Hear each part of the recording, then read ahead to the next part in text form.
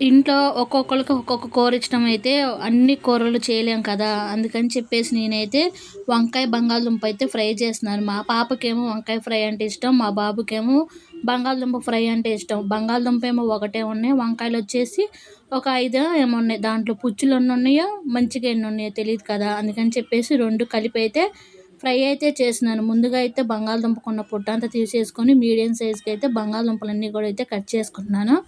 ఆ తర్వాత ఇక్కడ కొంచెం ఆయిల్ అయితే వేసేసుకొని కచ్చా బిచ్చగా దంచి పెట్టుకున్న చిన్నులపాయ రెబ్బలు, పోపు దినుసులు, అలాగనే కట్ చేసి పెట్టుకున్న ఉల్లిపాయి, కొన్ని పచ్చిమిర్చి, కరివేపాకు అవన్నీ కూడా అయితే వేసేసుకొని ఉల్లిపాయ అయితే పూర్తిగా అయితే వేగనంత అవసరం అయితే లేదండి.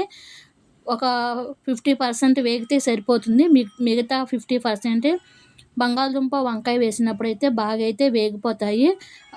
ఉల్లిపాయ కాస్త వేగిపోయిన తర్వాత కట్ చేసి పెట్టుకున్న బంగాళదుంపలు కూడా అయితే వేసేసుకొని ఇదంతా కలిపేసుకొని ఒకసారి మూత పెట్టేసుకుంటే కొంచెము మగ్గిన తర్వాత వంకాయలైతే వేసేసుకోవచ్చు. బంగాళదుంప మగ్గేలోపు అయితే వంకాయ ముక్కలు కూడా అయితే కట్ చేసుకున్నానండి. బంగాళదుంపలు కాస్త మగ్గిపోయిన తర్వాత ఇప్పుడు కట్ చేసి పెట్టుకున్న వంకాయ ముక్కలైతే వేసేసుకొని ఒక అర స్పూను పసుపు, ఒక అర స్పూన్ ఏమో ఉప్పైతే వేసేసుకొని ఇదంతా కూడా అయితే ఒకసారి అయితే కలిపేసుకొని మూతైతే పెట్టేసుకుంటే వంకాయి, బంగాళదుంప అయితే బాగా మగ్గిపోతాయి. ఈ ఫ్రై వచ్చేసి పప్పులోకి, సాంబార్‌లోకైనా చాలా బావుంటుందండి. ఇక్కడ ఫ్రై‌లో కావాల్సిన కారప్పొడి అయితే రెడీ చేసుకుంటున్నాను. జీలకర్ర, కారము, సాల్టు అవన్నీ కూడా అయితే ముందుగా వేసేసుకొని మొత్తం ఒకసారి అయితే నూరుకున్న తర్వాత ఒక 7, 8 చిన్నులపాయ రెబ్బలైతే వేసేసుకొని మొత్తం కలుపుకొని మెత్తగా అయితే దంచేసుకోవాలి. మీ దగ్గర కొబ్బరి పొడి గానీ, పుట్నాల పొడి గానీ ఉన్నా కానీ వేసుకోవచ్చు. బావుంటుంది ఫ్రై అయితే. ఇక్కడొచ్చేసి బంగాళదుంప, వంకాయ కూడా అయితే పూర్తిగా వేగిపోయినాయి. చూడండి ఏ విధంగా మగ్గిపోయాయో.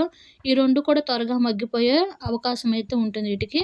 ఇక్కడొచ్చేసి ఇవంతా కూడా అయితే మగ్గిపోయిన తర్వాత ముందుగా నూరి పెట్టుకున్న ఈ చిన్నులపాయ కారం అయితే వేసేసుకొని రుచికి సరిపడా సాల్టు, కొంచెం కొత్తిమీర, మీ దగ్గర కసూరి మేతి ఉంటే వేసేసుకోవచ్చు. టేస్ట్ బావుంటుంది.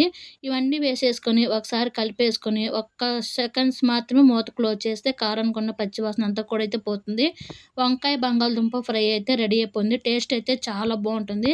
ఒకసారి అయితే ట్రై చేయండి. మీకు గనుక నచ్చితే లైక్ చేయండి, షేర్ చేయండి, సబ్స్క్రైబ్ చేసుకోండి ఫ్రెండ్స్. ఉంటాను.